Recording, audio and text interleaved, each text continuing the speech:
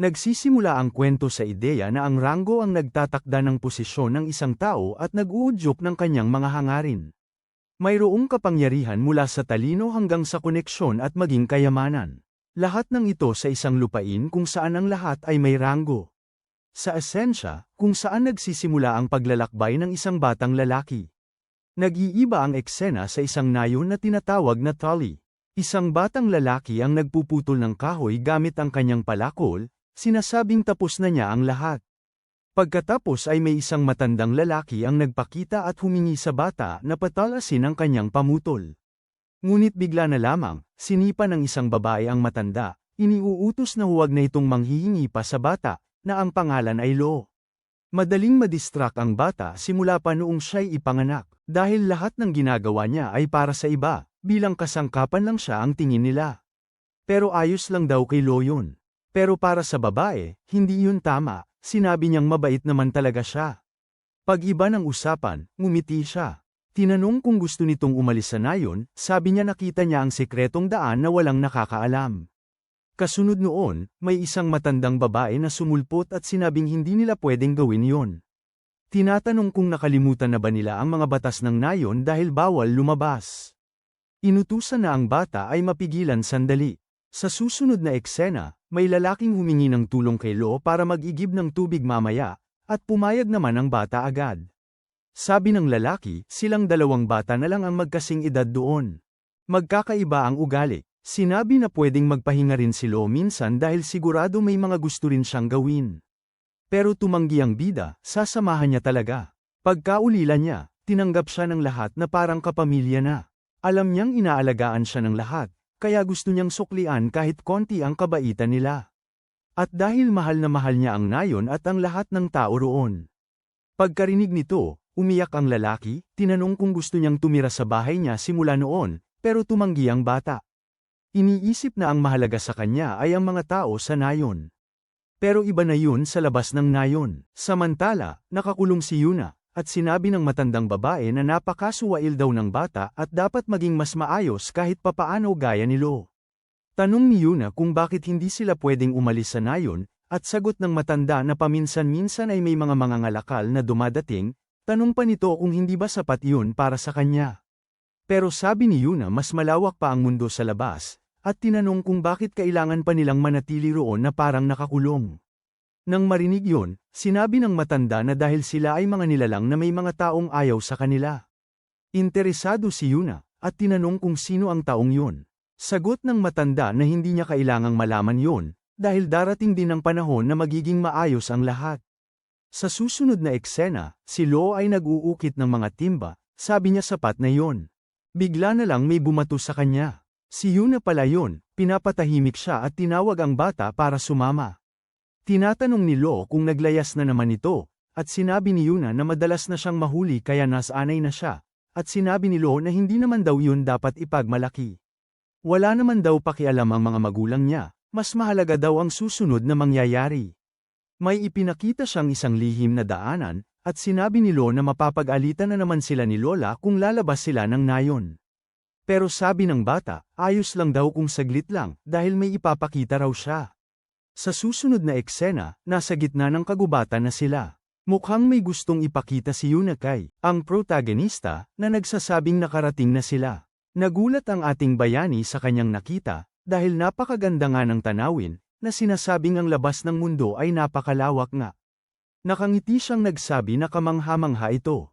Pinagmamasdan ni Yuna ang ekspresyon ng mukha ng bata, tinatanong kung alam niya ang mga alituntunin sa labas ng mundo. Ayon sa isang aklat na nakuha niya sa isang mangangalakal, mayroong sistema ng ranggo ang labas ng mundo. Mula sa mga adventurer at tagapaghatid hanggang sa mga doktor, maraming uri ng ranggo, at ang mga taong naglalagay ng kanilang pangalan dito ay tinatawag na may ranggo, at maging ang mga armas ay niraranggo rin pala sa mundong iyon, at tila ba ang buong mundo ay nag-uunahang mabuti. Mukhang dismaya si Lo, sinasabing may mga alituntunin din sa labas ng mundo. At sinabi ni Yuna na gusto niyang maging isang kilalang adventurer, dahil marami siyang mapupuntahang lugar, makikipagkompetensya sa mga karibal sa buong mundo, at balang araw gusto niyang maging isang cool na adventurer na nirerespeto ng lahat.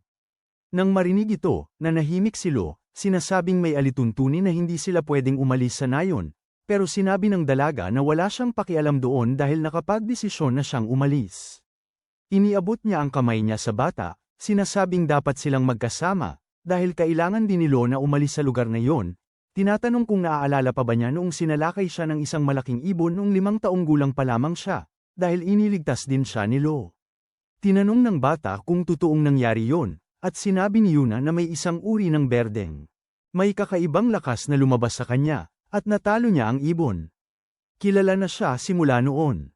Lagi namang nasa alapaap ang isip ni Lo, pero pag seryoso, mas malakas siya sa lahat, kaya naman tiyak na mapapansin siya kapag umalis siya roon, at dahil dyan, dapat nilang sama-samang tuklasin ang mundo. Nabigla ang binata nang marinig yon, pero maya-maya'y nagbago ang ekspresyon niya, at sinabing mahal pa rin niya ang nayon kaya hindi siya pwedeng umalis. Naiinis si Yuna, tinawag siyang matigas ang ulo, kaya sinabi niyang wala na siyang pakialam at magpapatuloy na siya dahil pwedeng manatili na lang ito sa nayon habang buhay. Pinagbilinan ni Lo si Yuna na mag-ingat sa pag-uwi. Sa susunod na eksena, iniisip ni Lo na hindi niya kailanman naisip ang posibilidad na umalis si Yuna sa nayon. Simula nang magmasid sa mga ulap, nagulat siya. Natanto niyang gabi na pala, kaya sinabi niyang oras na para umuwi. Tumayo na siya. Pagtingala niya, may nakita siya. Mukhang isang lumulutang na isla, at nagtataka siya kung ano yun. Bigla na lang, nagsimulang lumiwanag ang isla. Nanood lang ang ating bayani. Sa loob ng ilang segundo, may sinag ng liwanag na bumagsak mula sa isla pababa sa lupa, at nagdulot ng malakas na pagyanig. Naguguluhan si Lo, at nagtataka kung ano ang nangyayari. Bigla na lang, nawala ang isla, pero may iba pa pala siyang dapat ikabahala. Nagsimula ang bata, tumatakbo siya patungo sa kanyang nayon, akala'y maayos ang lahat at walang masamang nangyari. Si Yuna at ang mga taga-nayon lang ang nasa isip niya. Nakarating na siya sa lugar. Nang tumingin siya sa unahan, hindi siya makapaniwala sa nakikita niya dahil bigla na lang nawala ang nayon. Lahat, pati ang mga naninirahan dito. Bumaba si Lo patungo sa lugar, hindi makapaniwala sa kanyang mga mata. Sumisigaw siya, naghahanap ng kahit sino pang buhay. Si Yuna na lang ang nasa isip niya. Habang unti-unting tinatanggap ang katotohanan, nagsimulang tumulo ang mga luha niya. Inaalala ang lahat ng taong tumanggap sa kanya noon, pero wala na silang lahat. Lubos ang kalungkutan ng bata, tanong niya sa sarili, kung bakit kinailangan pang mangyari ang lahat ng ito. Nang mga sandaling yon, may nagsabi na ang tanging ginawa niya ay pinanood na maulit ito. Dahil tiyak na huli na siya nang makarating. Sinimulan ng lalaking yon na pagmasdan ang ating bayani. Hindi alam ng ating bida kung sino ang taong ito. Bumaba na ang lalaki mula sa Dallas Days, tinanong kung isa siyang nakaligtas mula sa Barrio Tolly at sumagot naman ang ating bayani ng oo. Nagulat ang lalaki, sinabing tiyak na nahirapan si Lo, pero sinabihan siyang maging kalmado dahil wala na ang pulo. Nagtaka si Lo, tinanong kung alam nito kung ano yun. Hinihingi niya ang paliwanag sa nangyari sa mga tao roon. Pagkarinig nito, nanahimik ang lalaki, binigyan siya ng papel at sinabihan siyang sumuko na sa baryo at umalis na. Sa lugar na nakasulat doon dahil doon siya ligtas na mabubuhay. Pero kay Lo, wala itong halaga. Gusto lang niyang malaman kung ano ang islang yun at sinabi sa kanya ng lalaki na tingnan ang sitwasyon. Nawala na ang buong nayon at hindi yun angkop na lugar para sa isang batang tulad niya para makialam. Dapat niyang kalimutan ng lahat ng nakita niya sa lugar na yun, dahil yun na lang ang magagawa niya ngayon. Habang nagsisimulang maglakad palayo sa kanyang mga iniisip, pinakiusapan niya si Lo na huwag nang mag-usisa pa dahil hindi na kailangan pang mapahamak pa siya. Pero samantala, ang ating bayani ay tahimik pa rin, inaalala ang mga salita ni Yuna na kapag nagseryoso siya, mas malakas siya kaysa kanino man. Nagsimulang bumantad ang kakaibang kapangyarihan sa katawan niya at ang lalaki ay, Relo, sabi ni Lo, imposibleng makalimutan niya ito dahil tiyak na pupunta siya sa isla at maghihiganti para sa lahat. Nang bata si Lo, namatay ang mga magulang niya sa landslide. Nang maiwan siyang mag-isa, inalagaan siya ng lahat ng mga taga-baryo. Naroon din si Yuna na laging nasa tabi niya. Mababait silang lahat at hindi kayang manood na lang habang may nagdurusa. Dahil doon, imposibleng makalimutan niya ang mga taong yon. Conclusion niya, pupunta siya sa isla at tiyak na ibabalik niya ang lahat. Nang marinig ito, sinuri ng lalaki ang pangunahing tauhan, nagtataka kung gaano karami ang prana nito. Dahil pati ang paligid ay nagsisimulang magbaluktot na. Ang prana ay tawag sa mental na enerhiya ng mga nilalang, isang kapangyarihang taglay ng bawat isa. Pero kakaunti ang nakakaalam nito. Gayunpaman, magagamit ito ng sadya ng mga taong may talento.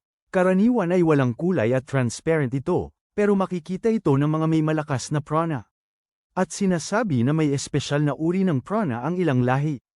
Nagugulat pa rin ang lalaki, iniisip na ito ang nakaligtas mula sa Babel.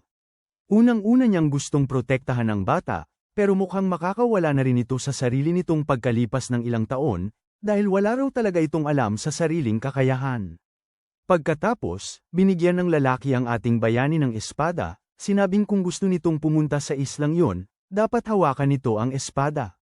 Kung makikita nitong may potensyal ito, tuturuan niya ito, inuutusan itong sumugod na parang totohanan ang pag-atake. Para patayin. Pagkatapos ay nagsimulang mag-anyaya ang dalawa ng prana aura. Sa loob ng ilang segundo, sumugod ang bida patungo sa lalaki. Akala ng lalaki inaasahan na ito dahil baguhan lang ang bata sa paggamit ng espada. Ngunit ang presyon, higit sa lahat, ay kakaiba. Hindi lang yun, ang daloy ng prana mula sa bata ay pambihira, na nagsasabing siya nga marahil ang tunay. Nang mga sandaling yon, mayroong pagbanggaan. Sa susunod na eksena, lumipas na ang oras, at sinabi ng lalaki na ang isla ay tinatawag na isla ng mga Diyos. Kadalasan itong lumulutang sa ibabaw ng malawak na karagatan, ngunit bihira itong lumitaw sa ibang lugar, na sumisira ng mga tao o lupain. Pinipigilan niya sana ito, ngunit napalampas niya. Nagsasagutan na naman. Ayon sa teorya, ang mga taong nasasangkot sa liwanag na iyon ay dinadala sa isla ng mga Diyos. Sabi ni Lo, kung hinawakan niya ang liwanag na iyon, napunta na rin sana siya sa isla. Pero sabi naman ng lalaki, teorya lang yun, at kahit makaligtas siya, hindi pa rin alam kung ano ang gagawin sa kanya. Tanong ni Lo kung ano ang magagawa niya, at sabi ng lalaki, ang unang hakbang ay ang direktang paglapit. Sa ranggo ng mga adventurer, dapat nasa top 10 siya. Ang mga adventurer ay mga profesional na nag-e-explore at nagpapaunlad ng mga hindi pa kilalang lugar. Sa lahat ng ranggo, sila ang may pinakamaraming bilang, at ang mga nasa tuktok ng ranggo ay tiyak na mga mahusay. Kung nasa top 10 ka, makakapunta ka sa isla ng mga Diyos. Nang marinig ito, nagtataka pa rin ang bida. Dagdag pa ng lalaki, mula nang unang lumitaw, ang isla ng mga Diyos ay patuloy na nangunguna sa mga lugar na lubhang mapanganib, at bihirang may mabuhay na mga adventurer na nakakabalik, tinatanong kung gusto pa ba niyang pumunta roon. Ngunit determinado na ang ating binata, sinasabing tiyak siyang pupunta. Pinagmamasdan ng lalaki ang mukha ng ating bayani. Si Saking ang mag-e-ensayo sa kanya sa loob ng 1 taon simula ngayon, ngunit ang espada lamang ang kanyang matuturo. Pagkatapos ng 1 taon, kailangan na nitong gamitin yon bilang pundasyon at umakyat na mag-isa sa ranggo ng mga adventurer. Si Adol ang pangalan niya, at siya ang nangunguna sa mga kabalyero, sa madaling salita, ang pinakamalakas. Kabalyero ng sangkatauhan. Tinatanong ang pangalan ng bata, at sinagot ng pangunahing tauhan na Lo ang pangalan niya. Pagkatapos ng pagpapakilala, sinabi ni Adol na hindi siya magiging madali sa kanya. Una pa man kasi siya sa nakapagbagsak sa kanya ng 1 suntok lamang. Nagsimula ang isang napakahirap na taon, at pumutok ang mga paltos sa kanyang mga kamay at paa, napunit ang kanyang mga kalamnan, at naduraj ang kanyang mga buto, at ang buong katawan niya ay nananakit. Pagkatapos noon, wala nang sinabi pa si Adol tungkol sa isla ng mga Diyos na parabang sinasabihan siyang tuklasin na niya ang iba pa. At kung imposibleng gawin, sumuko na lamang. Gayunpaman, naniniwala pa rin siya na buhay pa ang mga taga-baryo, at yun na lamang ang kanyang pinanghahawakan. Tanong niya sa sarili kung bakit nawala ang nayon at kung ano nga ba talaga ang isla ng mga Diyos. Kaya naman, para matagpuan ang katotohanan, aakyat ka sa ranggo ng mga adventurer. Lalong lalakas ng lalong lalakas. Sa susunod na eksena, 1 taon na ang lumipas, at ang pangunahing tauhan ay nakatayo sa tabi ng isang manika sa mismong lugar kung saan dati ay nakatayo si Yuna. Tinanong ni Adol kung handa na siya, at sinabi ng ating bayani na matagal na siyang handa. Patuloy siyang nakatitig sa tanawin na yon. Pagkatapos noon, pumikit siya, inaalala ang mga sandaling pinagsamahan nila ni Yuna sa lugar na yon. Si Yuna, nananabik sa mundo sa labas, ay nawala, at ngayon siya naman ang magsisimula ng paglalakbay. Kaya dadalhin niya ang alaala ni Yuna. Managinip pa siya habang kaya pa. Pagkatapos noon, sinabi ni Adol na oras na para umalis. Sagot ng bida na nasa daan na siya. Nang mga sandaling yon, 17 anyos na ang ating bayani, at sinabi ni Adol na lumaki na siya ng husto. Kaya naman, ang alagad ng pinakamalakas na kapangyarihan ng sangkatauhan ay nagsimula na sa kanyang paglalakbay, at ang kanyang pakikipagsapalaran ay patungo sa isla ng mga Diyos. Diretso sila sa kaharian ng Bolter, ang siyang kabisera ng trekista. Lumipat ang eksena sa isang gusali. Isang babae ang natutulog. May isang tinig na nagsabi sa kanya na tumingin, dahil malapit na ang oras. Bigla na lang napatalo ng babae, sinabing na late siya ng gising. Lumipas ang oras, at tinanong ng maitim ang buhok na babae kung buong gabi nanood ulit ng Rankers, at tinanong ng babae kung anong masama roon dahil siya ay mula sa departamento ng pagkilala. Sabi ng babae, dahil nga siya ay mula sa departamento ng pagkilala, dapat niyang pangalagaan ang kanyang kalagayan, hindi tulad niya na nasa loob lang ng opisina ang trabaho. Ang babaeng yun ay mula sa departamento ng pagkilala, isang propesyon na nagbibiyahe sa iba't ibang panig ng mundo upang suriin ang kakayahan ng mga ranggong individual at maayos na i-update ang kanilang ranggo. Ang departamento ay nangangailangan ng malawak na dalubhasang kaalaman at patas na pagpapasya, at upang makarating sa posisyon na nagtatasa ng kahusayan o kakulangan ng isang tao, marami siyang pagsusulit na kailangang daanan. Ito ay isang tungkulin na para lamang sa isang. Ilan lamang ang nakakagawa nito, at isa ito sa mga pinakakomplikadong propesyon sa buong mundo. Sabi ng babae, kahit nasa recognition department siya, mababa lang ang posisyon niya, at para magawa ang gusto niya, kailangan niyang magsikap at umangat sa trabaho. Pagkatapos ay tinanong ng babaeng kayumanggi ang gusto niyang gawin. Ang pag-angat sa department at maging isang eksklusibong ahente ng isang bihasang individual ang pinakamagandang paraan, at aminado ang babae na totoo yun. Pero sinabi niyang kakaunti lang ang nakapupukaw ng pansin niya. Sabi ng isa sa mga klase, mataas ang standards niya, pero itinanggi ito ng babae, sinabing ang ibang mga nasa mataas na ranggo ay parang pangkaraniwan lang. Noon, mas matindi ang kompetisyon sa ranggo, pero ngayon, ang mga nangungunang pwesto sa bawat kategorya ay nakapirme na, kaya wala nang gaanong saysay. Para lang makapunta ang departamento roon. Lahat dahil ang mga ranggo ay may halaga lamang kung ina-update. Pagkatapos ng lahat ng nakakabagot na usapan, ang may salamin ay nagsabi na isa siyang baliw. Pagkatapos ay nagsimulang magbukas siya ng pinto, sinasabing baka mayroong isang bagong bituin sa loob. Mukhang silid-aralan yon. Ang babaeng may beret ay nagtanong kung ito ba ang 3 taon, at kung bakit palaging masikip, at ang babaeng may maitim at kulot na buhok ay nagsabi na karaniwan ay mas kaunti ang tao. Hula niya ay dahil idinagdag ang kagubatan ng Azaban sa ranggo ng mga mapanganib na lugar 2 buwan na ang nakakaraan. Kahit na ganoon, sa pagkakataong ito ay tila may ilang mga promising na kandidato. Isa na rito ay ang isang adventurer na may ranggong 753 na nagngangalang Dracos, na leader ng Red Wolf Mercenary Kumpanya. Mayroon ding isang ranggo 402 na nagngangalang Eddie mula sa pamilyang Markman, isang kilalang angkan ng mga mamamana. Ang ama niya ay pangalawa sa ranggo. Bukod sa kanila, marami pang ibang mga may potensyal na individual, at saka binanggit pa nung isang babae na mayroong ranggong mangangalakal. Mula sa ranggong kabalyero hanggang sa ranggong mandaragat, at maging sa ranggong gabay. Pero isa sa mga grupo ang nagpatunay sa lahat, at yung may beret ay nagsabi na kahit hindi halata, siya ay mula sa departamento ng pagkilala at kaya niyang tukuyin ang ranggo ng isang tao sa pamamagitan lang ng pagtingin. Ang titulong ranggong adventurer ay napakadali, at maraming ranggo ang nagnanais nito sa bandang huli. Mahalaga rin ito para makapasok sa mga espesyal na lugar tulad ng kagubatan na iyon. Pagkatapos, may nagring ng kampana. Paglabas ng babae, humingi siya ng sandali. Binati at sinalubong niya sila, at sinabi ng protagonista na sinabihan siyang pumunta roon para magparehistro sa ranggo. Kinumpirma ng babaeng may hawak ng mga klase na tama iyon, dahil ang ranggo ay isang sistema na pinamamahalaan at pinapaandar ng Departamento ng Pagkilala. Ang mga miyembro ng departamento ay ipinapadala sa iba't ibang lugar para suriin ang mga kakayahan at matukoy ang mga ranggo, at ang mga pag-update ay maaaring gawin kahit saan basta mayroong miyembro ng departamento na naroon.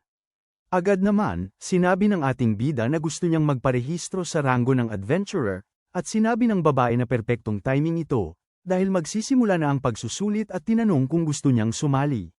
Sumagot ng oo si Lo, at tinanong siya ng babaeng kayumanggi na punan ang kanyang pangalan at iba pang detalye sa ang form. May bayad din na $3,000 para sa exam. Pero mukhang wala namang pakialam ang ating bida roon, at sinunod na lamang niya ang babae. Pagkatapos ng lahat, pinaupo siya ng babaeng may salamin sa silid na iyon. 53 ang numero niya sa exam. Habang naglalakad ang ating bayani, tahimik na pinagmamasdan siya ng babaeng may beret, at sinabi nitong may mga taong hindi pa alam ang departamento ng pagkilala, at sinabi naman ng babaeng may salamin na matagal na rin pala simula noong kailangan niyang ipaliwanag yun. Samantala, patuloy pa ring naglalakad ang ating bida papunta sa silid. Lumipat ang eksena sa ibang lugar, kung saan ipinapaliwanag ng babae ang pagpaparehistro para sa pagsusulit sa ranggo ng mga adventurer. May 3 uri ng mga pagsusulit, ang dayang pagsusulit, ang praktikal na pagsusulit, at ang pangwakas na pagsusulit, na ipapaliwanag bago ito magsimula. Ang pagpasa o pagbagsak ay batay sa puntos mula sa lahat ng 3, at kahit na hindi kayo magaling sa isa, maaari pa rin kayong pumasa kung magaling kayo sa iba, kaya't huwag kayong sesuko hanggang sa mismong huli. Nang maipaliwanag na ang lahat, agad silang nagsimulang sumagot sa pagsusulit, at ang mga iyon ay nagsimulang magsulat sa papel. Isa sa mga lalaki ay walang maintindihan, nagtatanong kung ano nga ba ang ibig sabihin ng sakop. Lumipas ulit ang panahon, at natapos na rin ang pagsusulit. Ang praktikal na pagsusulit ay gaganapin sa kagubatan sa labas ng nayon pagkaraan ng 2 oras, at sila ay gagabayan doon sa sandaling. Natapos na ang pagwawasto ng pagsusulit. Hanggang doon, kinailangan nilang maghintay. Sa susunod na eksena, ang babaeng kayumanggi ang buhok na parang may usok ay may hawak na bundok ng mga papel, hinihingi ang tulong ng babaeng may beret sa pagwawasto.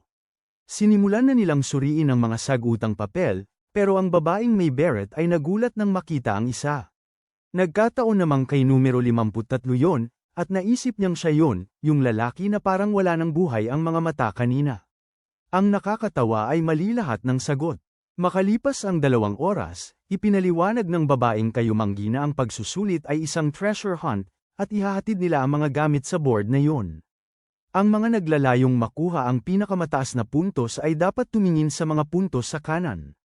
Gayunpaman, nagkaroon ng mga pagtatalo. Sa pagitan ng mga pagsusulit ay ipinagbabawal, at sino man ang unang makahawak sa bagay ay makakakuha nito. Mukhang kumpiyansa ang mga kalahok sa kanilang kakayahan, sabik ng simula ng pagsusulit. At sa wakas, nagsimula na ang pagsusulit. Isang babaeng kayumanggi ang buhok ang nakahinga ng maluwag, sinabing makakapagpahinga na siya ng kaunti. Tinanong niya kung ilan kaya ang makakapasa sa pagkakataong ito, at ang babaeng may beret ay nagsabi na marahil ay kalahati pataas.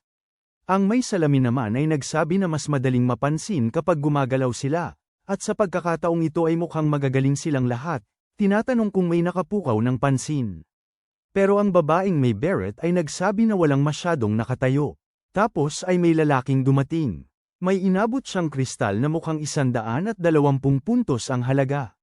Ang may salamin ay nagsabi, may oras pa, tinanong kung tapos na ba siya, at sumagot ang lalaki ng oo, dahil pareho lang naman ang mangyayari.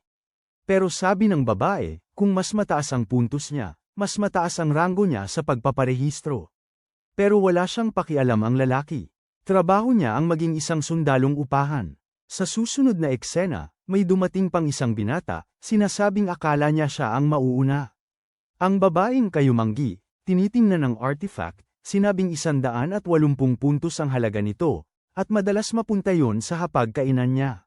Sabi naman ng sundalong upahan, ang binata ay nagmamayabang dahil lang sa isang balahibo ng ibon. Sagot ng binata, hindi naman daw siya nagmamayabang, pero hindi raw kaya ng lalaki na makita ang isang ibon na tahimik na lumilipad sa bilis na 500 kilometro kada oras. Tinanong kung gusto niyang subukan. Sabi nung may salamin, ang mga ranker daw ay may kayabangan, at sabi naman nung babaeng may beret, yun nga ang lakas ng isang ranker. Sa susunod na eksena, may papalapit sa kanila. Lumingon ang babae para tingnan kung sino, at bigla na lang sumulpot ang bida, karga-karga ang isang napakalaking oso. Hindi niya alam kung paano aalisin ang apdo ng isang pulang oso, kaya dinala niya ang buong huli at tinanong kung pwede niyang ibigay ng ganoon. Nagulat ang babaeng kayumanggi at sinabing ayos lang, at ang parte ng oso na yun ay halos 300 puntos ang halaga, at habang nanunood ang ibang mga ngaso sa ginawa ng ating bida. Pagkatapos, tinanong ng babaeng may beret kung paano niya nalaman na isang pulang oso ang mahiwagang hayop na yun. Dahil ang pagsusulit niya ay napakasama. Pero ang bata raw ay madalas makasalubong ang mga nilalang na yun malapit sa kanilang nayon, kaya naging pamilyar na siya sa mga ito. Sa susunod na eksena, tinanong ng isang lalaki ang isa pa kung nakita niya ang pakikipaglaban ng bida. Sumagot naman ng isa oo, dahil nasa harapan niya yun. Pero hindi naman niya masabi na nasaksihan niya talaga ang buong labanan. Nang akmang huhugot na ito ng espada, sa loob lang ng ilang segundo, ang pulang oso ay napabagsak na. Nakarinig ng lahat ng ito, tila mas binigyang pansin ng babaeng may beret ang bida. Sa susunod na eksena, nasa isang lugar na sa ilalim ng lupa na sila, at tinanong ng babaeng may maitim at kulot na buhok kung alam nila ang dapat ipag-ingat ng isang adventurer. Sa madaling salita, mga mahiwagang nilalang, at walang pagbubukod, ang mga tao rin. Tungkulin ng isang adventurer na galugarin ang mga bagong lupain at lawa, madalas silang pumupunta sa mga hindi pa natutuklasang lugar. Sa mga panahong yun, ang mga banta ay maaaring magsama maging ng mga tulisan at pirata, at mahalaga ang lakas upang mapagtagumpayan ang mga ito. Kaya naman, ang huling pagsusulit ay isang pinagkunwang labanan, at maglalaban ang mga susulit. Ito ay para lamang masuri ang kanilang mga kakayahan, kaya hindi sila dapat kabahan. Sa susunod na eksena, may isang malaking lalaki ang nagpakita, na humihiling sa ibang lalaki na makipaglaban sa kanya. Sa huling pagsusulit, kumuha siya ng isang batong paninigas at nabalitaan na ang ranggo ng mga upahan ay parang lungga lamang ng mga bastos na puno ng tapang. Bigla siyang nagbanta ng suntok, tinatanong kung paano kaya naging mahihina ang isang tulad niya. Pero sa isang iglap, natalo na ang lalaki. Napasubasub siya parang tanga. Humingi ng paumanhin ang may hawak ng espada, sabi niya hindi niya kinaya ang pang-iinsulto, at ang babaeng may maitim at kulot na buhok ay nagsabi na talo na talaga ang lalaki, at magkukunwari na lang siyang wala siyang nakita. Kahit gaano pa kalakas ang pag-atake ng lalaki, ang totoo'y mga mahina sila, at ang mga nasa tuktok ng pangatlong baitang ay mga higanti na. Sinimulan ng silipin ng babae ang paligid, iniisip kung sino ang magandang makakalaban ng lalaking may espada. Pero dumating ang babaeng may beret, tinanong kung pwede siyang pumili ng kalaban para sa kanya. Sunod na eksena, maraming laban ang nagaganap. Tapos nagsimula na ang laban bilang 8, at ang mga kalahok ay numero 27 at numero 41. Pero may isa pa, dahil wala na itong iba kundi ang pangunahing tauhan ang dumating. Magkapare sina 27 at 41. At silang dalawa ang makakaharap kay numero 53.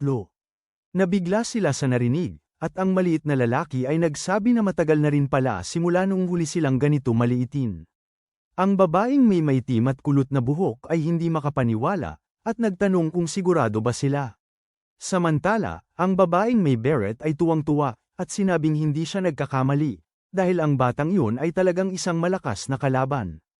Pagkatapos noon, nagtitigan na ang tatlo. Pinagmamasdan lang sila ng mga taga-suri. Ang lalaking yun ay si Dracos, at siya ang leader ng Pulang Lobo. Kumpanya ng mga bayarang sundalo.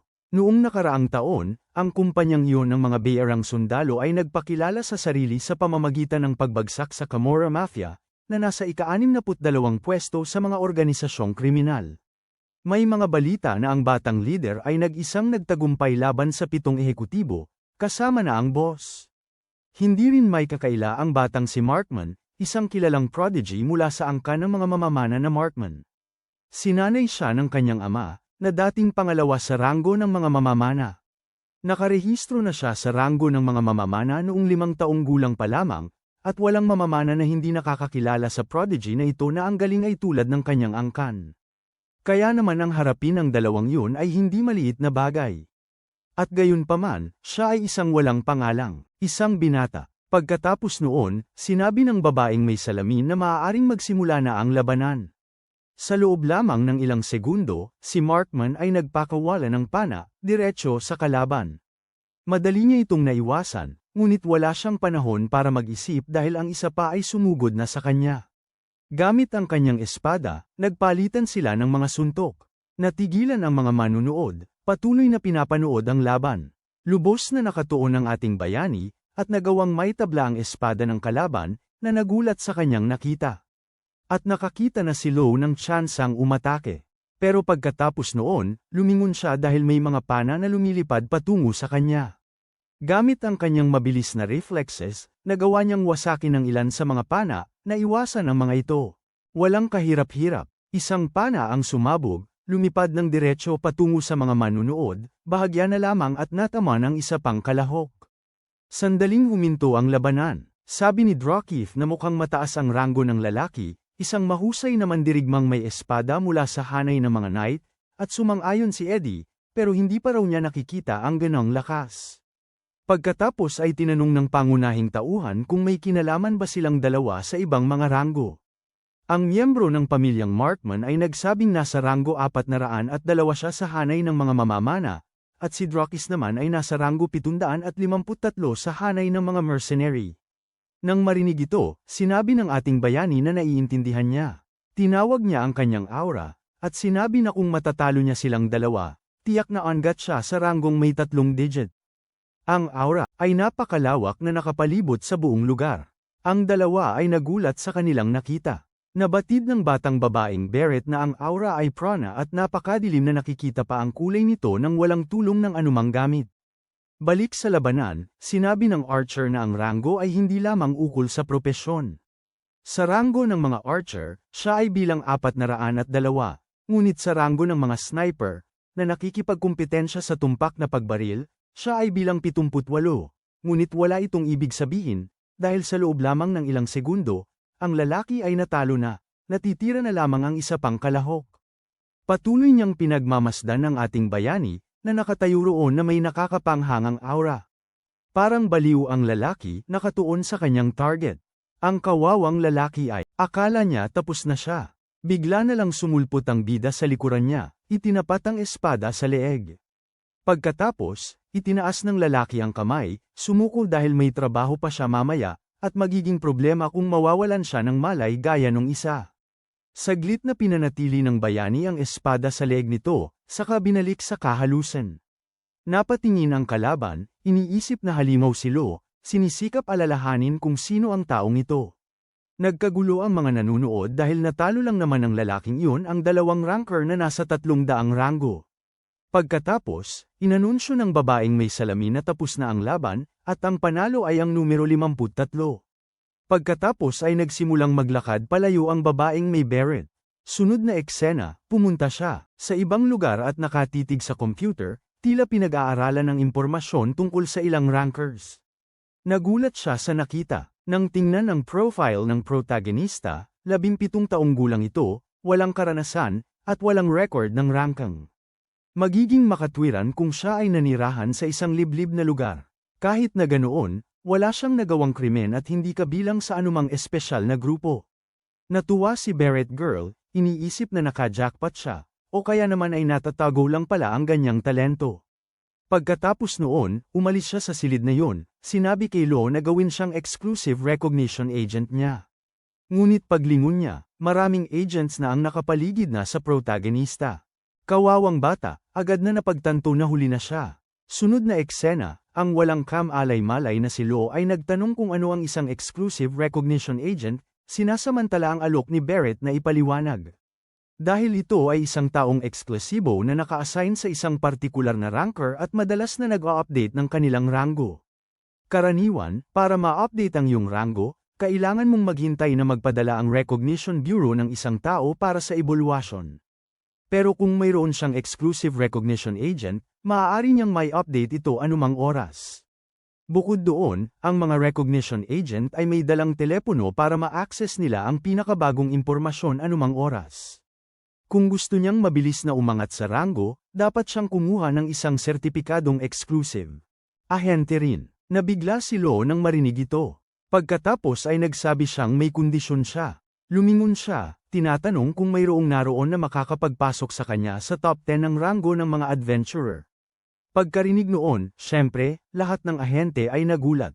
Mabilis nilang binago ang kanilang mga ekspresyon, sinasabing ang ranggo ng mga adventurer ay puno ng mga malalakas na kalaban.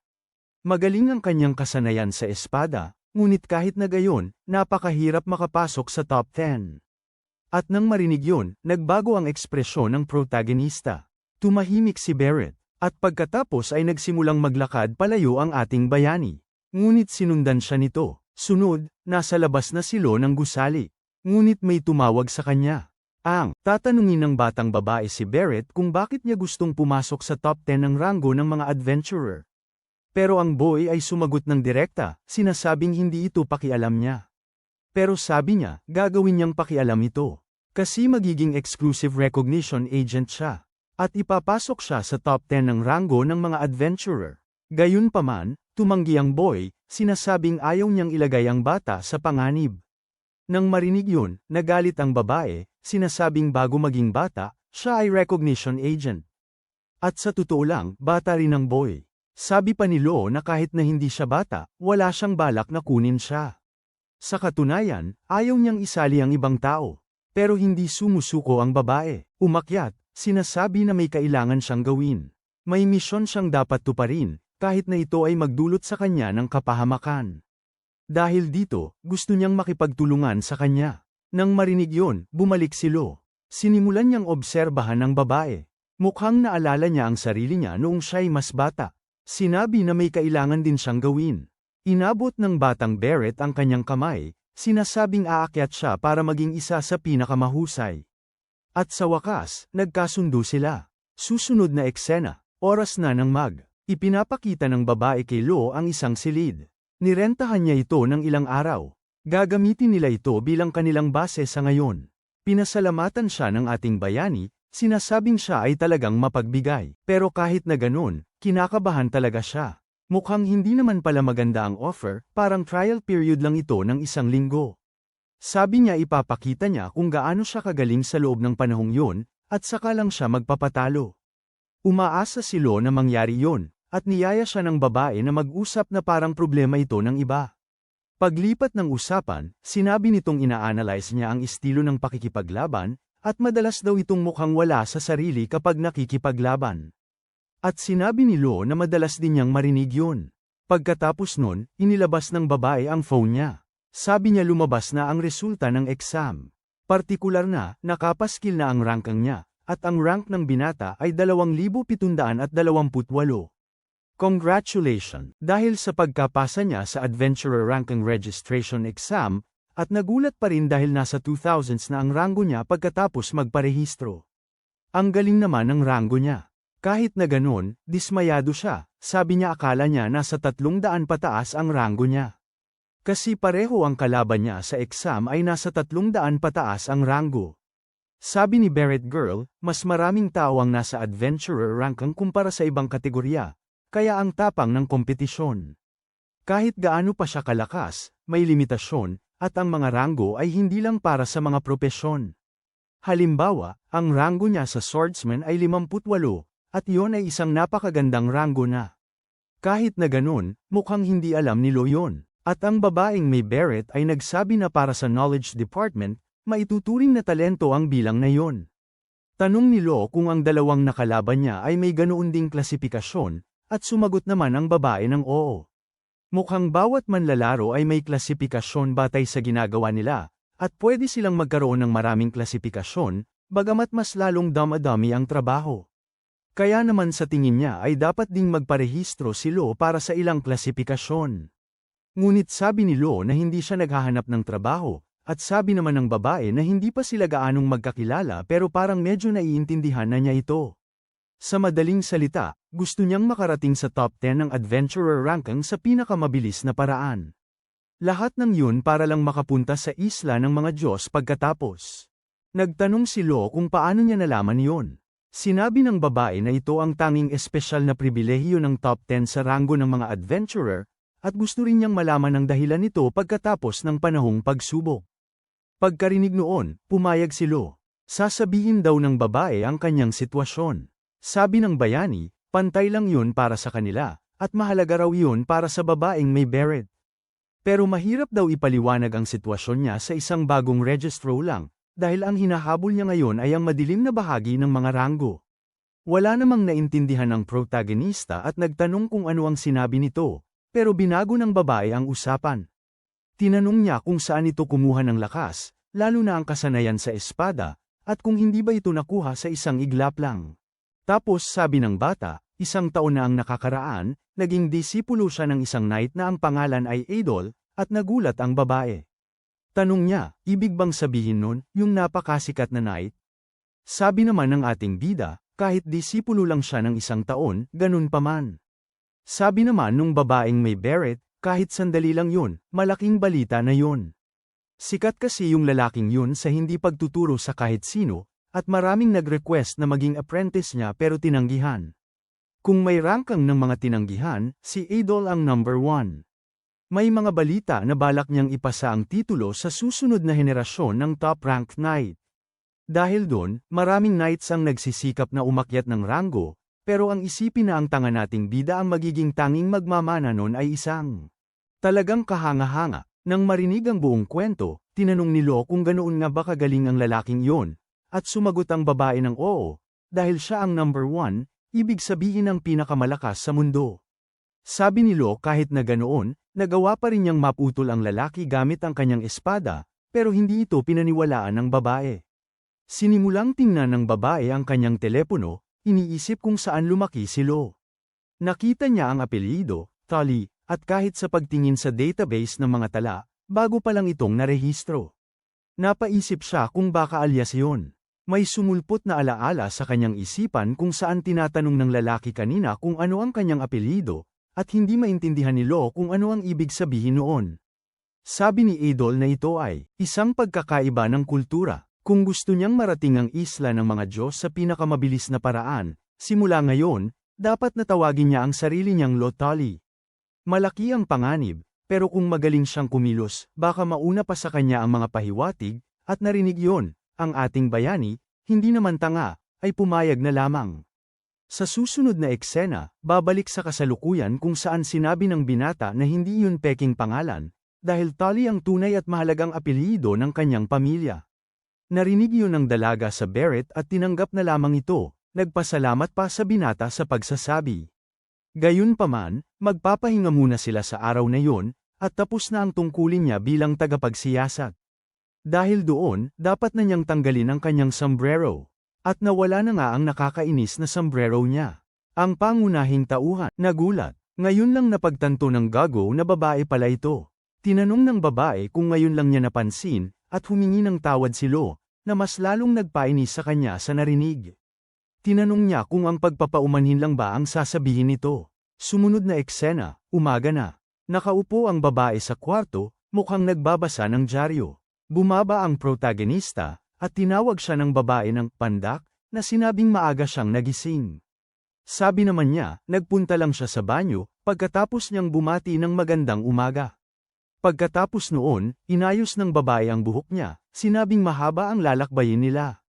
Pero ito pa rin ang unang hakbang, at magkakaroon sila ng pagpupulong para sa plano para makapasok sa top 10 ng ranggo ng adventurer. Nagpalit ang eksena sa ibang lugar, at sinabi ng babae na para tumaas ang ranggo niya bilang adventurer, kakailanganin niya ng mga nagawa at pakikipagsapalaran. Pagpapaunlad ng lupain o paggalugad ang mga pangunahing dapat gawin, at kusa niya itong dapat gawin.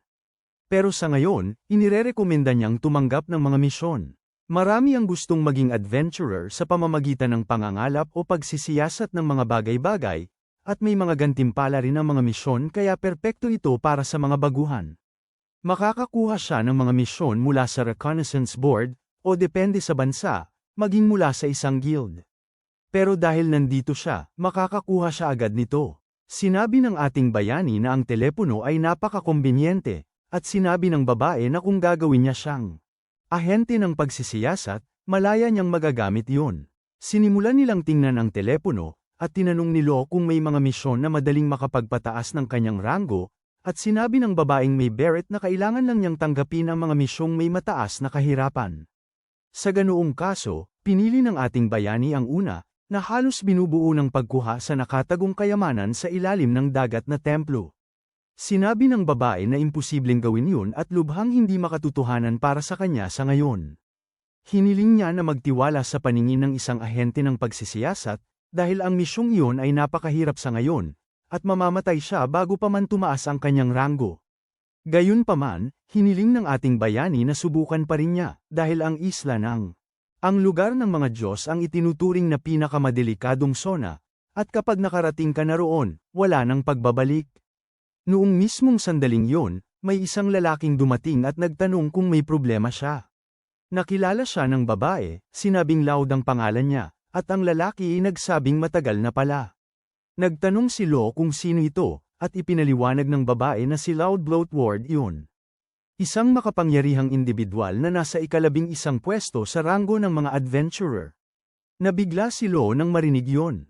May sumulpot na alaala sa isipan niya kung saan sinabi ng kanyang guro na ang mga adventurer ang pinakamarami sa maraming ranggo, at ang mga nasa tuktok ng mga ranggo ay pawang mga makapangyarihang nilalang, na iniisip na ang lalaking iyon ay isa sa mga nilalang na binalaan siya ng kanyang guro. Nakapwesto siya sa ika-11, isang hakbang na lang ang layo sa paghamon sa isla ng mga Diyos. Sa susunod na eksena, ang babaeng may beret ay nagsabi na perpektong timing ito, dahil kailangan niya ang tulong ng lalaki. Hiningi niya ang tulong ng lalaki para sa isang maayos na pagtutuwid sa bata. Biglang napunta ang eksena sa isang arena. Bigla na lang humingi ng paumanhin si Loud dahil sa pagpapahintay sa bata. Isang simpleng tunggalian lang daw ito, kaya naman nang hiram siya ng armas, at kahit medyo magaan, sapat na raw ito. Tinawag ng ating bayani ang lalaki na, Sir, at sinabing handa na siya. Sinabi ng lalaki na pwede siyang magsalita ng formal o informal, dahil hindi na kailangan ang formalidad sa ranggo ng mga adventurer. Si Loud, na nakapag-update na ng ranggo niya noon, ay nagsabi na siya, tinutukoy ang babae. Talagang kahanga-hanga, hindi lang siya matalino, gumagawa pa siya ng mahalagang ranggo, at ang kanyang dedikasyon ay wala sa ibang mga ahente ng panaktik. Kung may kahilingan galing sa kanya, gusto lang niyang tumulong ng buong kaya. Napagpasyahan niyang ang babae ay tila napaka-aalaga sa kanya. Samantala, ang walang kam-alay-malay na bida ay nakatuon sa laban, iniisip na mararamdaman niya ito sa pamamagitan lang ng pagtingin. Ang lalaking nasa harapan niya ay napakalakas, at sa sandaling sumulong ito, para bang mararamdaman niya ang pagtusok ng sibat. Pagkatapos ay tinawag siya ng babae, sinasabing ito ay isang magandang pagkakataon dahil kailangan niyang malaman kung gaano kalawak ang mundo kahit minsan lang. Ang ating bida ay nagulat sa narinig, iniisip na kung ganyan kalawak ang mundo, alam na niya ang lahat. Nagtitigan silang dalawa, nagbigay si Loud ng hudyat para magsimula ang laban. Nang mga sandaling yon, nagtagpo ang kanilang mga armas. Naghanda ng pag-atake ang ating bayani, ngunit nailagan ito ng lalaki. Si Loud naman, pinag-aaralan ng mga galaw ni Lo, iniisip na ibinuhos nito ang kanyang prana sa kanyang baluti at pinakawalan nito sa paghampas. Pinapataas din ito ang kanyang leksi sa pamamagitan ng pagbalot ng prana sa kanyang mga kamay at paa, at anuman, nakikilala niya ang estilo ng paghawak ng espada. Estilo ito ng banal na manlalaban, na ipinapamana lamang sa iisang tagapagmana, ngunit kahit na ganoon, imposibleng. Ibinigay sana ang lihim na sining sa isang batang tulad nito. Nang mga sandaling yon, si Lo ay sumulpot sa kanyang likuran, na sinasabing hindi magandang panahon para mag-isip ng malalim. Sinubukan nitong sumuntok, pero naunahan na ito ng lalaki, na nagsabi na relax pa rin siya. Nagulat ang bata sa nangyari. Sinubukan nitong sumipa ulit, pero naiwasan ito ng lalaki. Naisip ni Loud na sa pagtingin pa lang sa kanyang prana, makikita na ang malaking potensyal ng bata, lalo na dahil sa liwanag na nakapalibot sa katawan nito. Pagkatapos ay naghiwalay ang dalawa. Naguguluhan si Lo. Tinanong ni Loud kung ano ang lahi nito. Ang pagkukunwaring walang alam ay hindi magagawa, dahil ang ganitong uri ng liwanag ng prana ay hindi nakukuha sa pagtanda. Gayunpaman, hindi iyon mahalaga, dahil makukuha rin niya ang sagot sa huli. Kayang gumamit ng mahika si Hastain sa bata. Nang marinig yun, ang pangunahing tauhan ay walang maintindihan, at bigla na lang, isang malakas na apoy ang sumabog mula sa likuran ng lalaki. Mukhang nagpapahiwatig siya ng mahika. Sinabihan siya ng lalaki na gamitin din ang kanyang kapangyarihan. Kung hindi, mapapahamak siya. Pero ang kawawang si Lo, wala pa ring maintindihan. Iyon ay hindi apoy ang kanyang pag-atake. Nakapagpigil si Lo ng mga sibat gamit ang kanyang espada. Ngunit kahit na gayon, ang natitirang puwersa ng mga pag-atake ay tumama pa rin sa kanya. Sinabi ni Loud na hindi yun gagana, dahil hindi kayang pigilan ng isang karaniwang espada ang mahika na yun. Pagkatapos ay inihampas niya ang kanyang mga daliri, lumipad ang ilang sibat patungo sa bata. Nakaiwas siya sa ilan, pero wala pa rin siyang panahon para mag-isip. May sumulpot na alaala sa isipan niya, ang kanyang guro na nagsasabing magaspang pa ang paghawak niya sa prana. Pero kapag nasanay na siya, unti-unti na niyang magagamit ang mga teknik. Isang pulang aura ang pinukaw niya sa kanyang espada, sinabihan ang sarili na manood ng mabuti. Ang una ay ang pinakasimpleng teknik. At agad naman, sa kasalukuyan, ginaya ng ating bayani ang galaw ng kanyang guro, umatake gamit ang kanyang mana na tinutungo kay Loud. Nagulat ang lalaki, naisip na napakabilis ng pag-atake. Nakapagpigil siya gamit ang kanyang sibat. Ngunit sa loob ng ilang segundo, sumugod muli sa kanya ang ating bayani. Kinilala ng lalaki ang kanyang galing, na pagtanto niyang malakas nga siya. Kaya ginamit niya ang kanyang mga sibat para ipagtanggol ang sarili, naisip niyang napakabilis ng paghampas, hindi makita ng mata. Pero hindi pa rin sapat yun para matalo siya. Ibinato niya ang sibat, muntik na itong mahadlangan ng ating binata. Ngunit kahit na ganoon, hindi pa rin sapat. Tinamaan din siya nito, tumingin siya sa unahan, napagtanto niyang natalo na siya. Pero kahit ganoon, hinangaan ni Loud ang ginawa niya. Nagsimulang magsumpo ng maraming sibat si Loud. Hindi naintindihan ng batang babae na may beret ang nangyari. At sinabi ni Loud na huwag maliitin ang ranggo ng isang adventurer. Handang tumama na ang mga sibat na yun sa ating binata, na frustrated na sa sitwasyon. Sabay-sabay, sinaktan nila ang bata. Sumunod na eksena, nakahandusay na siya sa lupa, umiiyak. Lubos na pagkatalo. Natapos na ang laban. Si Loud, ranggo 11 sa mga adventurer, ang nanalo. Tinanong ng lalaki kung kontento na siya, at nagpasalamat ang babae, na sinabing sana'y maunawaan na niya ngayon. Muling lumingon si Loud, tinanong kung naniniwala ba talaga siya na mananalo ang bata. Sagot ng babae, akala niya lang ay posible. Tinatanong ni Loud kung ang paniniwalang yun ba'y dahil sa pagiging disipulo ito ng isang maniniktik. Nagulat ang babae, tinanong kung paano niya nalaman. Sinabi ni Loud na nalaman niya nang makita ang bilis ng espada nito. Iyon ay isang teknik mula sa estilo ng banal na espadachim. Pinag-iisipan pa niya kung totoo nga bang, dahil ang estilo ng Sword Saint ay ipinapamana lamang sa iisang tagapagmana at ito ang pinakamalakas na sining ng pakikipaglaban gamit ang espada na minana ng mga mataas na ranggong kabalyero sa maraming henerasyon. Ngunit ang batang yon, isang adventurer ranker, ang nagmana nito at mula sa pananaw ng isang knight ranker, para itong pagnanakaw ng isang sagradong bagay. Nababaliw ang babae, sumasang-ayon, at iniisip na kailangan niyang pigilan ang bata sa pakikipagkita sa mga ranggong kabalyero simula ngayon. At sinabi ni Loud na matalino yun, dahil sa pinakamalalang sitwasyon, maaari pa siyang mapatay. Kung kikilos siya bilang isang knight ranker, maaaring mapayapa ang mga bagay-bagay. Ngunit kahit na ganoon, isa pang punto si Ovema. Isang puntong marahil ay imposibleng gawin. Pagkatapos ay sinabi ng babaeng may beret na, ang totoo, ang dahilan kung bakit siya naniniwala sa kanya, kahit hindi dahil sa estilo ng Sword Saint, ay iba. Dahil daw nakatama siya sa isang manika, kaya siya naniwala. Nagulat ang lalaki, pero sabi niya imposibleng mangyari yun, sa ganoong antas, imposible talaga. Sang-ayon ang babae, pero mukhang hindi naman daw sinungaling si Low. Napapansin ang sitwasyon, iniisip ni Loud na baka may mga pangyayaring naganap. Nakakagulat ang estilo ng Sword Saint, pero naroon pa rin ang bagay na prana. Lumapit naman ang lalaki sa kanyang sibat, sinasabi na may kakayahang mag-enchant siguro si Low. At kung ginamit niya yon, baka natalo siya. May lumitaw na alaala, isang babae, lumingon siya, may kinakausisa, tila may tinitignan.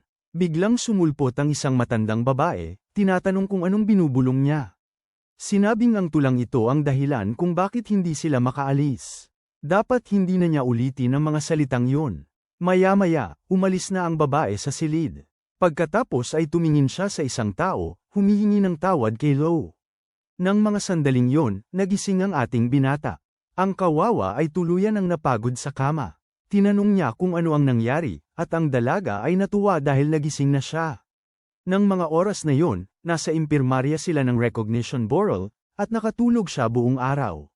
Para bang may nagpalit ng ilaw. Sabi ng doktor, nakapag-ipon na ng matinding pagod sa isipan at hindi alam kung ano ang dala ng bata, pero kahit na ganun ay minamadali niya ang mga bagay-bagay. Nabigla ang ating bata nang marinig yun. May sumulpot na alaala ng labanan sa kanyang isipan. Sinabing tama siya. Sinimulan ng babae na titigan ang ating bayani. Sinabing may mahalaga siyang sasabihin. Tinanong kung sakaling alam niya kung ano ang mga anteng-anteng. Pero syempre, ang gago ay nagsabing hindi. Sinimulan niyang magpaliwanag ng nakakaantok. Sinabing ito ay isang espesyal na paraan ng paggamit ng prana na magagamit ng ilang lahi, at marami sa mga nasa tuktok ang may kakayahang gumamit nito.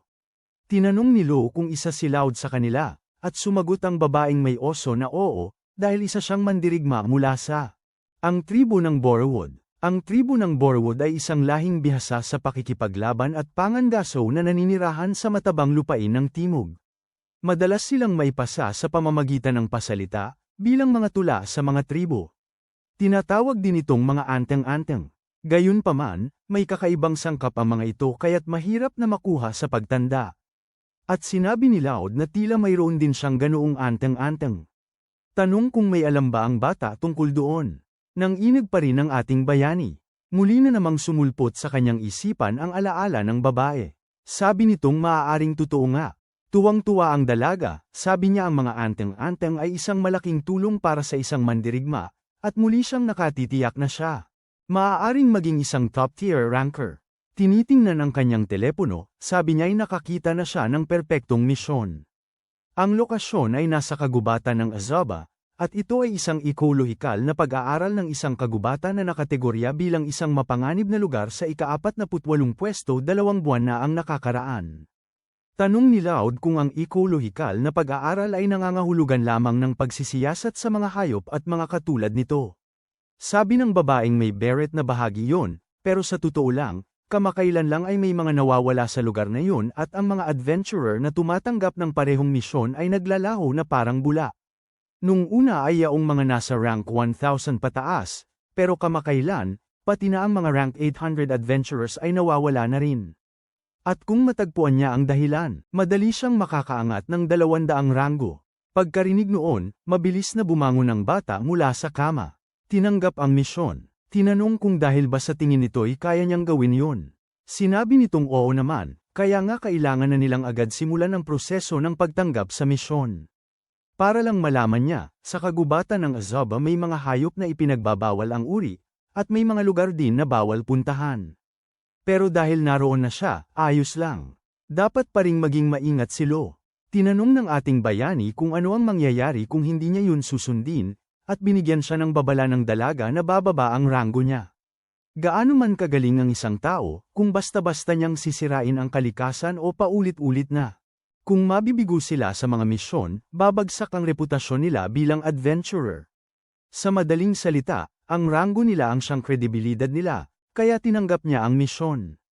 Panibagong simula ito para sa bata at unang hakbang sa pag-angat sa ranggo ng mga adventurer.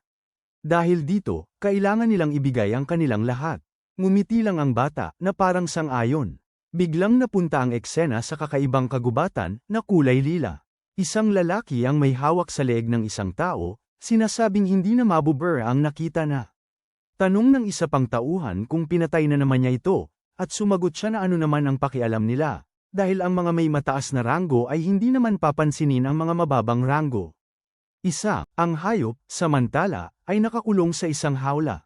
Tinapakan ito ng mangmang, na sinasabing mukhang hanggal ang seryosong pagsisikap na itaas ang ranggo. Neoceros ang pangalan ng hayop na yun, at ang pagbibenta lamang ng sungay nito ay mabilis siyang makakaabot sa 3-digit na ranggo.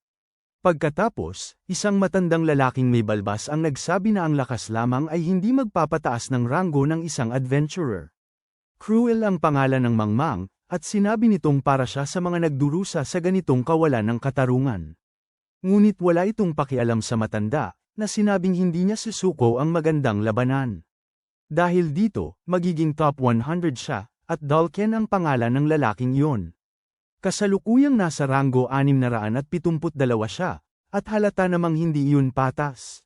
Nakuha na. Sunod na eksena, ang protagonista at ang babaeng may beret ay malapit na sa sinumpaang kagubatan. Isang sundalo ang nagsabing gusto niyang tingnan ang ranggo at iniabot ang papel. Nakita ng sundalo na siya ay ranggo 2,728 at pwede na siyang makapasok.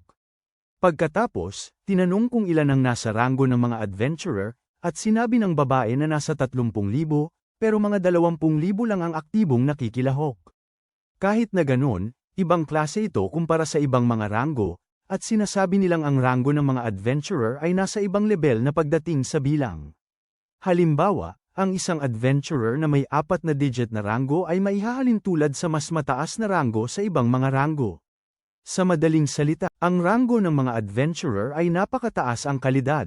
Kaya ang isang 3-digit na adventurer ay katumbas ng isang 2-digit na ranggo sa ibang kategorya, at mas bihasa sila kaysa sa dalawang nakalaban namin sa eksaminasyon. Nabigla ang ating bayani nang marinig yon, na sinasabing napakataas nga ng antas. Pagkatapos noon, tuluyan na silang nakapasok sa sagradong kagubatan. Sa susunod na eksena, naglalakad na sila sa lugar na yun. Mukhang malalim ang iniisip ng ating binata, at tinanong siya ng babaeng may beret kung may problema. Habang pinagmamasdan ang paligid, sabi ni Lo na hindi ito ordinaryong kagubatan. Nagulat ang babae at sinabing napansin niya yun. Sinabi nilang kaya ng isang bihasang adventurer na matukoy kung gaano kitilim ang isang lugar sa kurap ng mata, ngunit, ang mga ordinaryong tao ay walang paraan para malaman yun, at kaya nga nilikha ang pagkakaklase ng sona. Na tila may napansin ng babae. Ang pagsasabing ang dahilan ay nadagdag ito sa ranggo ng mapanganib na sona 2 buwan na ang nakakaraan ay simple lang. Nang mga sandaling yun, tila may nilalang na naglalakad malapit, at sinabi ng babae na ang dahilan ay malawakang paglitaw ng mga halimaw. Sa gitna ng sitwasyon, sinabi ng babae na kailangan siyang protektahan ng maayos, ngunit syempre alam na yun ng ating bayani, at sa loob lamang ng ilang segundo, napawi nila ang napakaraming halimaw. Ngunit, bigla na lamang may lumitaw na nilalang na lumilipad. Mabilis na hinawakan ng bida ang tuka nito, at, malinis na hiwa, patuloy niya itong inaalis ang napakalaking alon ng mga halimaw, pero marami pa ring nilalang sa malayo.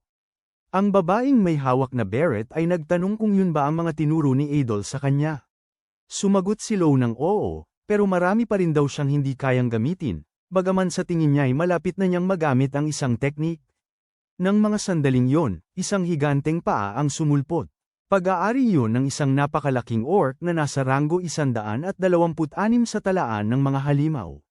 Sinimulan nitong titigan ng ating bayani, na habang iniikot ang prana sa kanyang espada, ay nagsabing susubukan niya ito. Ang prana ay nagsimulang pumalibot sa kanyang buong katawan. Mukhang sinusubukan niyang gamitin ang isang kakayahan, gumawa ng hugis X na hiwa gamit ang kanyang mahiwagang espada. Pero wala itong masyadong epekto. Naguguluhan ang ating bayani sa nangyari.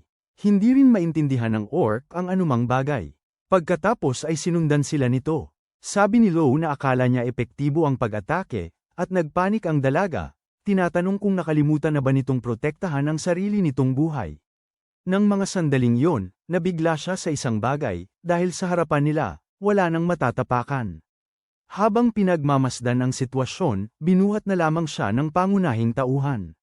Dahil doon, tumalon ito, bumaba sa buong bangin na parang baliw. Ngunit nakakagulat, nakaligtas ito, at mahinaong nakarating sa kabilang panig ng kagubatan. Samantala, ang dalaga ay parang nanigas pa rin sa takot dahil sa lahat ng nangyari. Nakahinga si Lo ng maluwag, pero galit na galit ang babaeng may beret, sinasabi nitong dapat sana'y binigyan siya nito ng babala bago gawin ang ganoon. Humingi ng tawad si Lo, sinasabi niyang halos ganoon din naman ang training sa manika kaya nasanay na siya. Napansin ng bata ang isang bagay sa kagubatan. Iba talaga ang bahaging iyon ng kagubatan.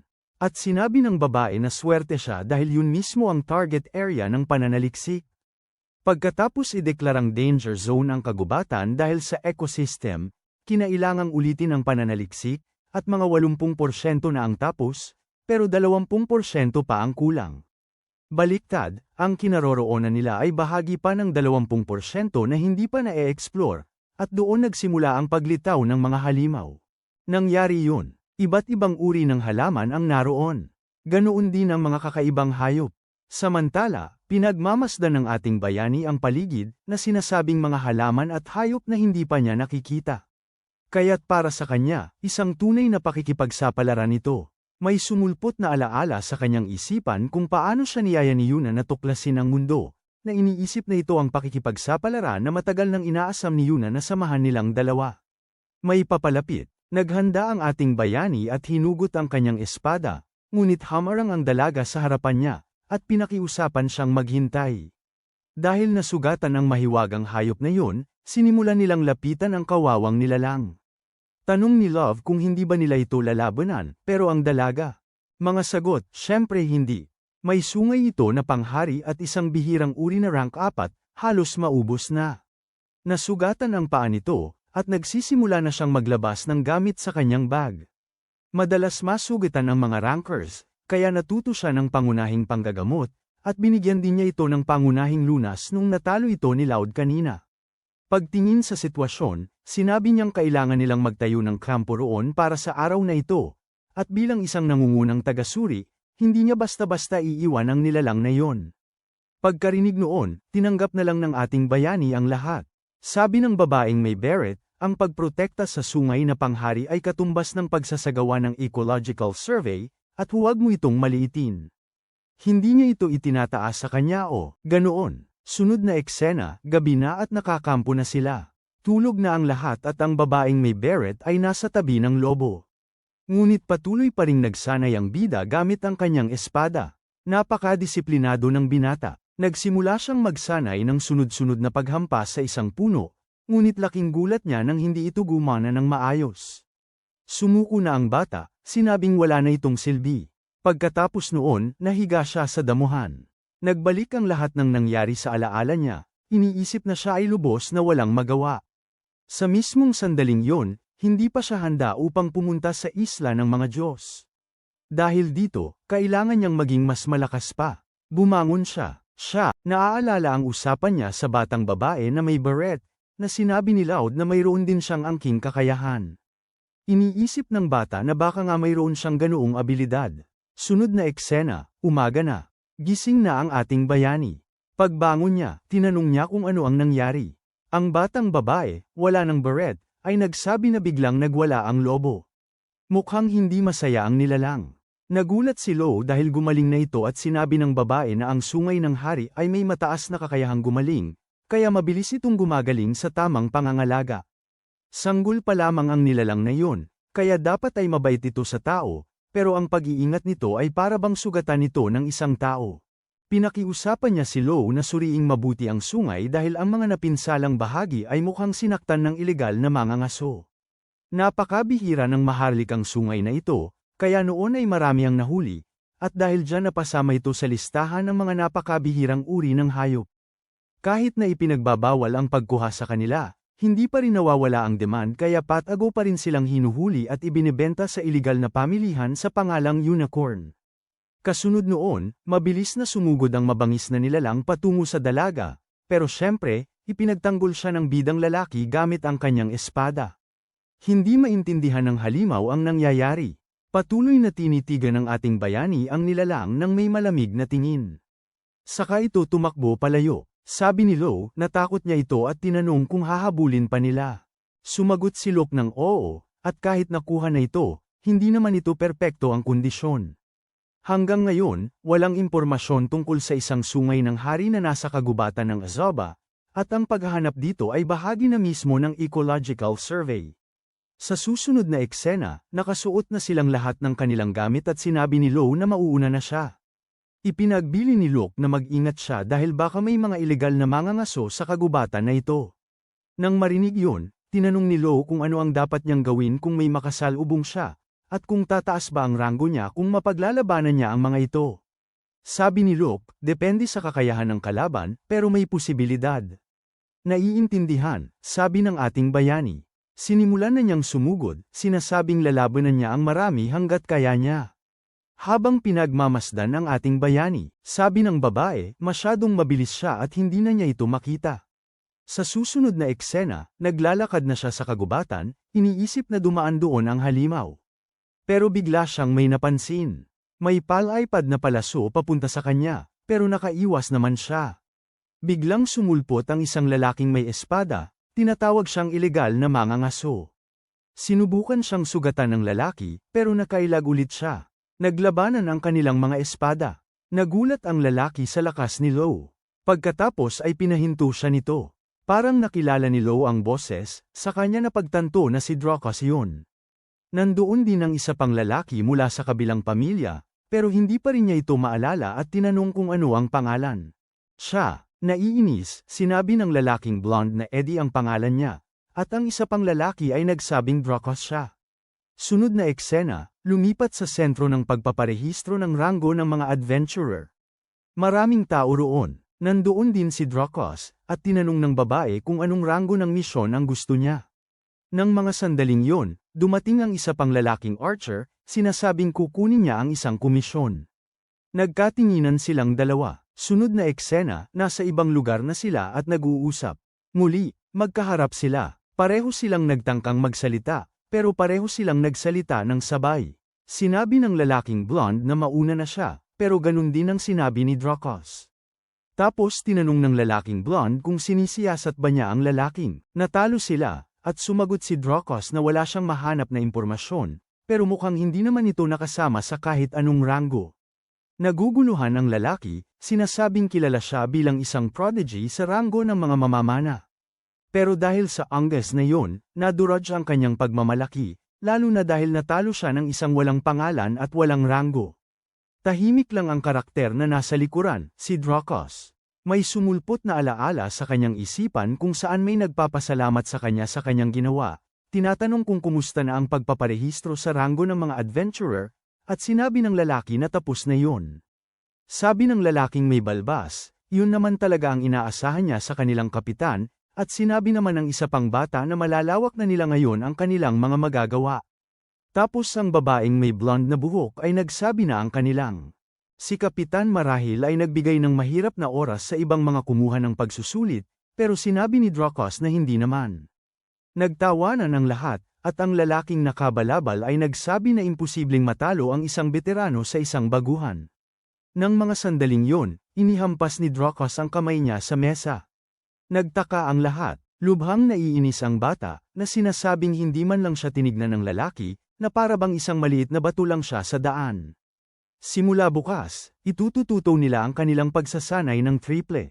Sinabi ng babaeng blonde na dahil nagparehistro na siya sa ranggo ng mga adventurer, matatanggap na nila mula ngayon ang mga komisyon na hindi nila matanggap noon, pero kahit na ganun, para kay Dracos, hindi pa rin yun sapat.